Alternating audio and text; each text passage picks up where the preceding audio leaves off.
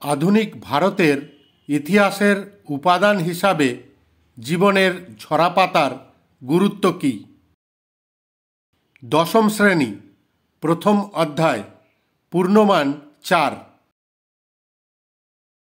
ভূমিকা। জীবনের ঝরাপাতা হল সরলা দেবী চৌধুরানীর আত্মজীবনী। এই গ্রন্থ থেকে তৎকালীন ভারতের ইতিহাস রচনার বিভিন্ন তথ্য পাওয়া যায়। ঠাকুরবাড়ির কথা। জীবনের ঝরাপাতা গ্রন্থ থেকে ঠাকুরবাড়ির শিশুদের ছেলেবেলা, শিক্ষা, দুধমা বা ধাইমার কাছে বড় হওয়ার কথা জানা যায়।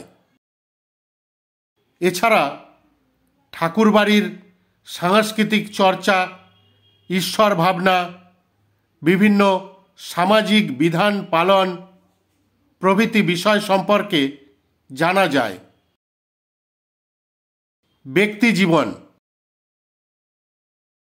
এই গ্রন্থ থেকে জানা যায় সরলা দেবী স্বামীজি এবং রবীন্দ্রনাথের স্নেহ ও সান্নিধ্য লাভ করেন।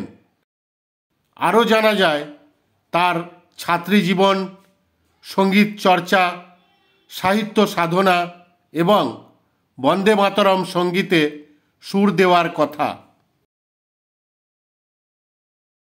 স্বদেশিকতা।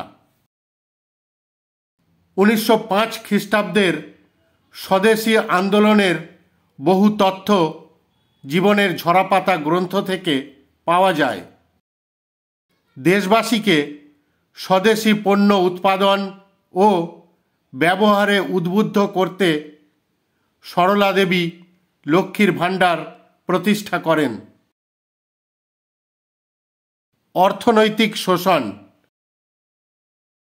জীবনের ঝরাপাতা গ্রন্থে বর্ণিত হয়েছে নীল চাষি, চা বাগানের কুলি, শ্রমিক, কৃষকদের উপর ব্রিটিশ শাসক গোষ্ঠীর আর্থিক শোষণ ও অত্যাচারের কাহিনী। সামাজিক জীবন। এই গ্রন্থ থেকে তৎকালীন সমাজের বিভিন্ন আদব কায়দা, ব্রাহ্ম সমাজের কার্যকলাপ, নারী শিক্ষা, নারীদের আচার আচরণ প্রভৃতি সম্পর্কে জানা যায়। বৈপ্লবিক কর্মকাণ্ড। সরলা দেবী ভারতের ব্রিটিশ বিরোধী বিপ্লবী আন্দোলনকে সমর্থন করে এর সঙ্গে যুক্ত হন। জীবনের ঝরাপাতা গ্রন্থ থেকে বৈপ্লবিক কর্মকাণ্ডের নানা তথ্য পাওয়া যায়। তিনি বাঙালি জাতির মধ্যে বীরত্ব সঞ্চারের জন্য বীরাষ্টমী ব্রত, প্রতাপাদিত্য উৎসব এবং উদয়াদিত্য উৎসব শুরু করেন। উপসংহার।